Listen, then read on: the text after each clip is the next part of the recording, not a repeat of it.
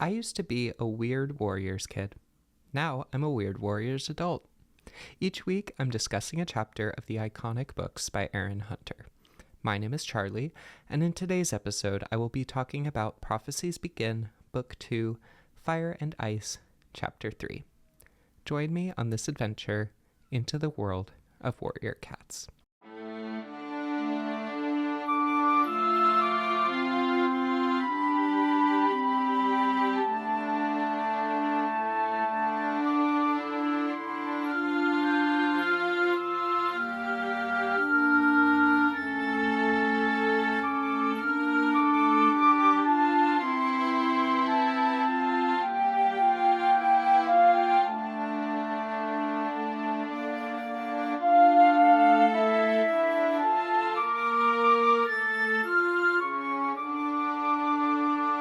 So before I dive into this chapter, I want to mention that there has been some recent news about Warriors, including that it has been confirmed that the Warriors TV series will be on Disney+.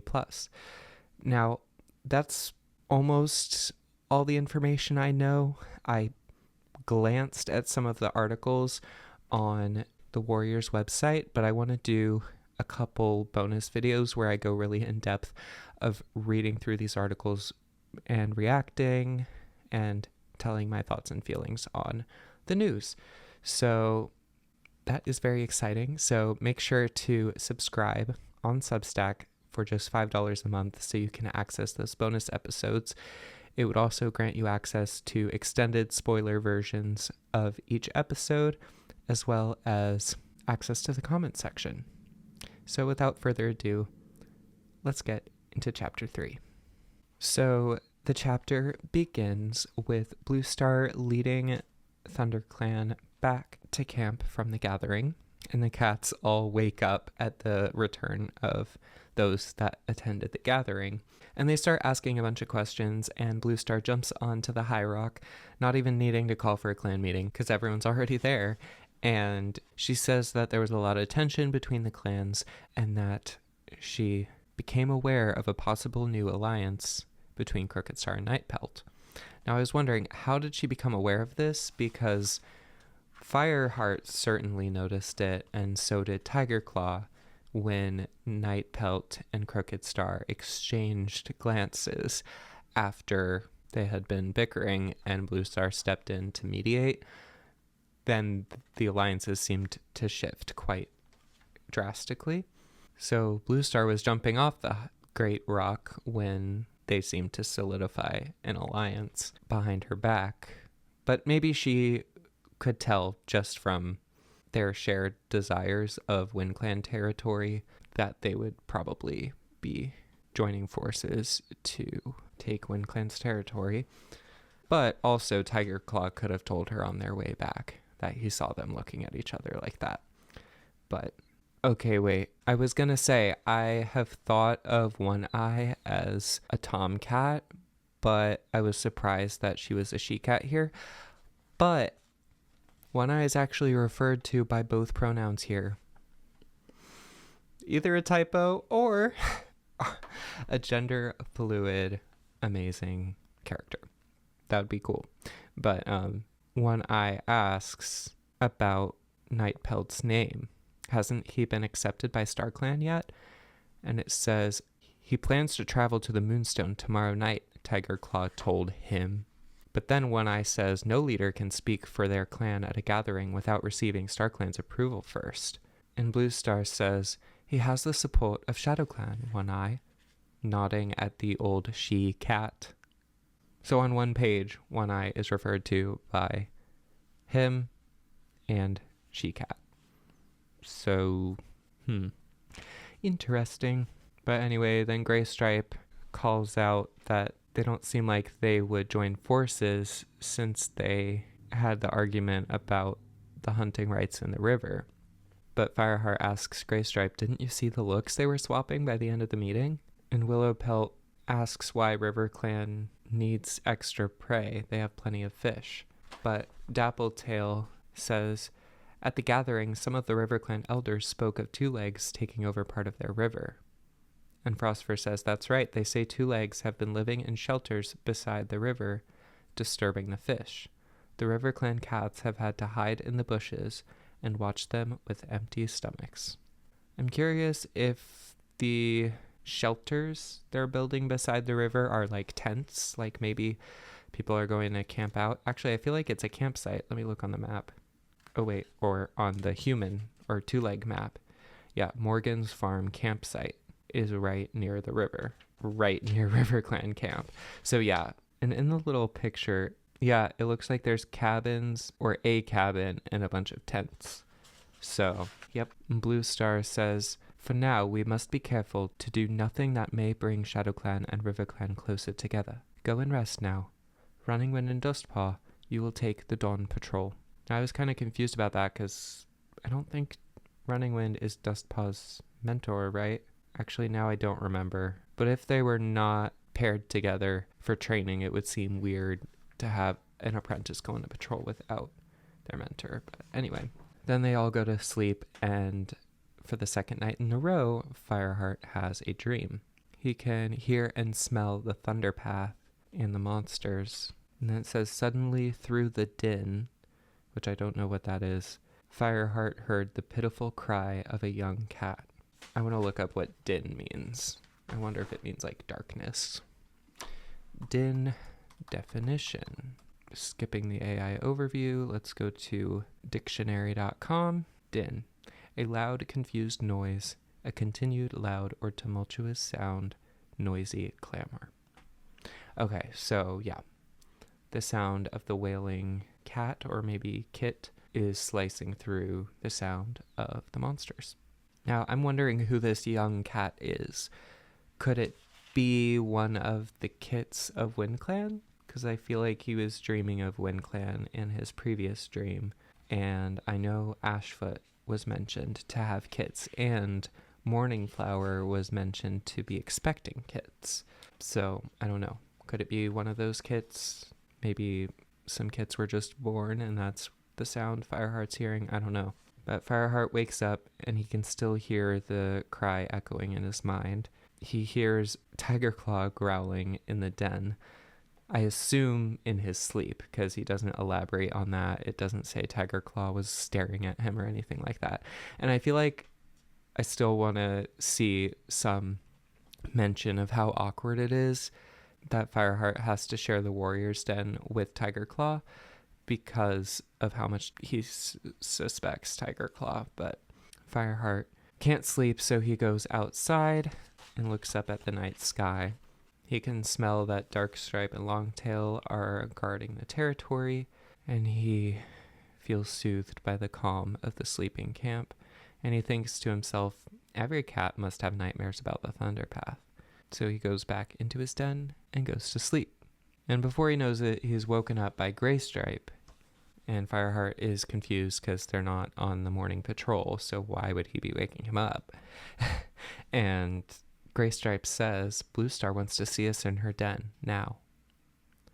So they hurry over and they announce their arrival outside the den, and Tiger Claw's voice says, enter. And of course, Fireheart feels anxious about this because he wonders, did Blue Star tell Tiger Claw that he told Blue Star about his suspicions of Tiger Claw? I don't think she would have done that, but it still is a valid fear. And Blue Star's sitting in her nest. It says Tiger Claw stood in the middle of the smooth sandstone floor. Now, I thought the floor was just sand, but it says sandstone.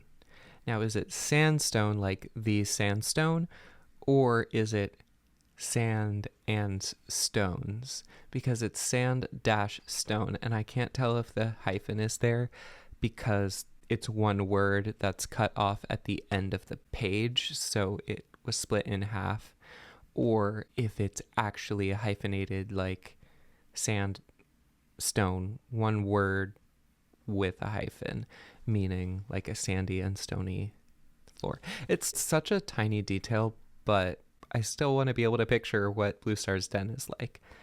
I picture it as being sandy, so that's what I'm going to continue picturing it as. But Bluestar says, Fireheart, Greystripe, I have an important mission for you. I want you to find WindClan and bring them back to their territory. And Tigerclaw reminds them that it's going to be dangerous, but Bluestar says, you've been through WindClan territory before when we went to the Moonstone. And Fireheart asks if it'll just be the two of them, and Tigerclaw confirms it will be since the other warriors are needed there.